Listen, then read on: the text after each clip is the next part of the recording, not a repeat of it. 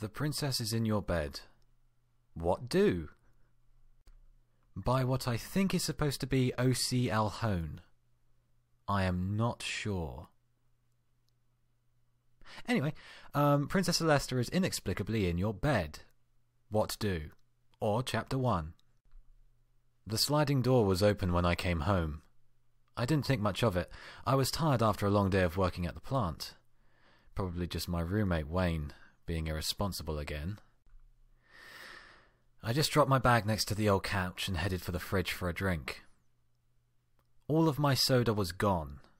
I could have sworn I put a bottle of strawberry Fanta in there that morning, right there in the pocket of the fridge door. I'd even gone to the extent of writing OC with a Sharpie on the cap. Wayne needed a talking to. That was for sure. I settled for the half-gallon of orange juice in the back. It had been in there for a long time, but orange juice doesn't really go bad, does it? Probably healthier anyway. Unless it went bad.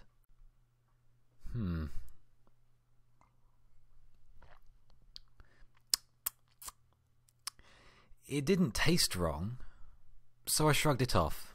It's probably fine. The rest of the house seemed to be in normal order at least, or normal disorder. There was a crystal wine glass in the sink.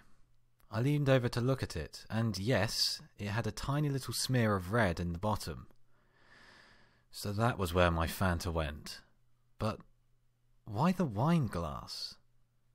Everybody has them, a set of fancy glasses they keep around for special occasions, but never actually use them.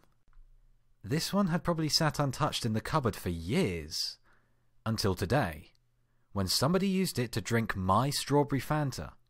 A lot of my strawberry Fanta. I rolled my eyes.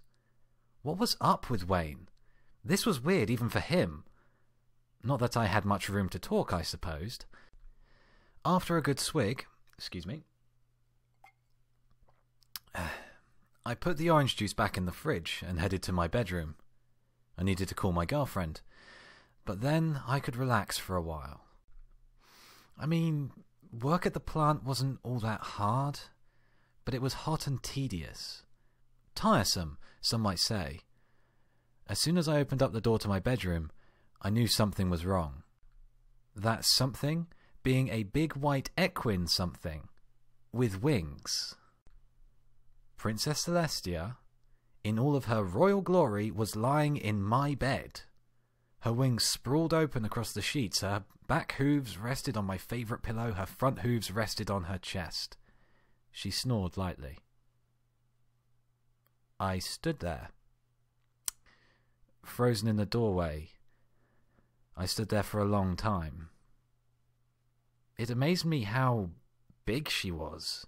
She filled up the whole queen-size bed and then some. Her mane and tail flowed off of it, waving across the floor as she slept. I regained enough mental function to take another step and shut the door behind me, but not enough function to think that maybe I should have left my escape route open. Some primitive part of me wanted to rage at the violation of my personal territory. Some fanboyish part of me wanted to squeal with delight, but most of me wanted to say, "What the hell?" These conflicting desires conspired to produce a very profound, what? Her snoring stopped.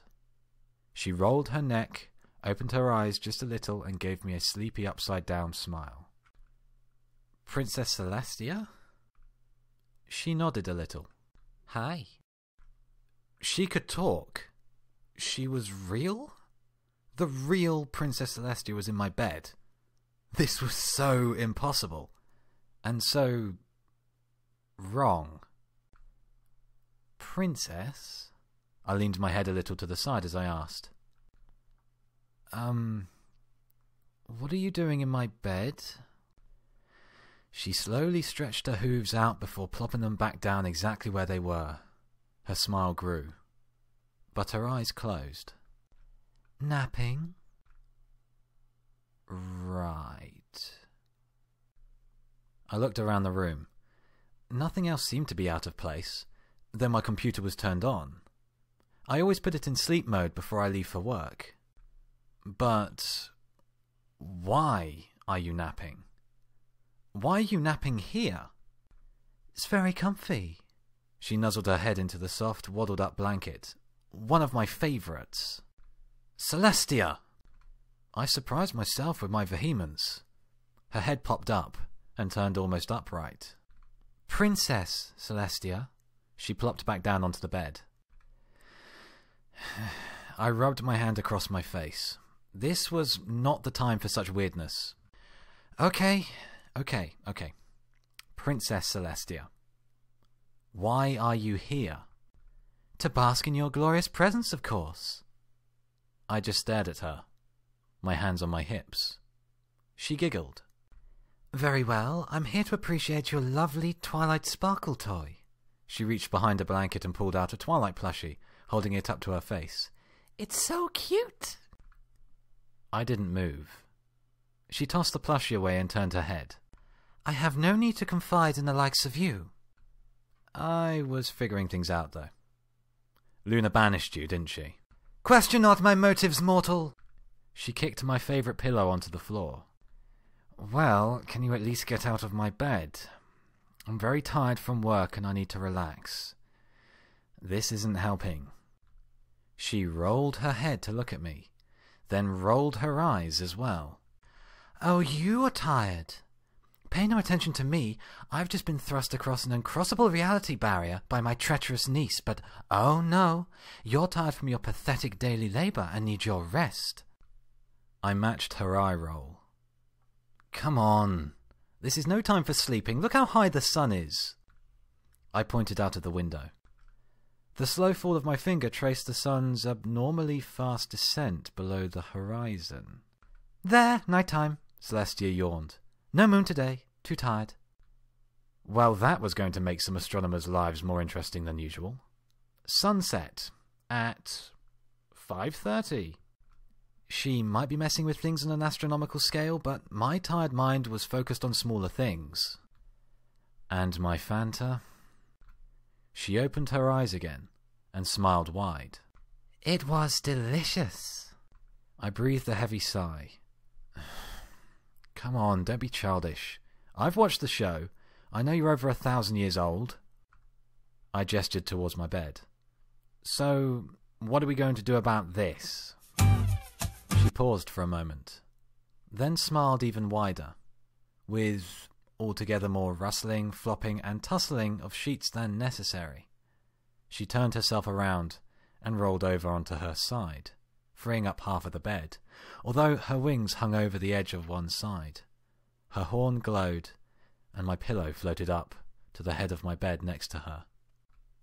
She then patted the empty spot on the bed next to her and smiled at me, her eyes still drooping sleepily. Girl, oh, you have got to be kidding me.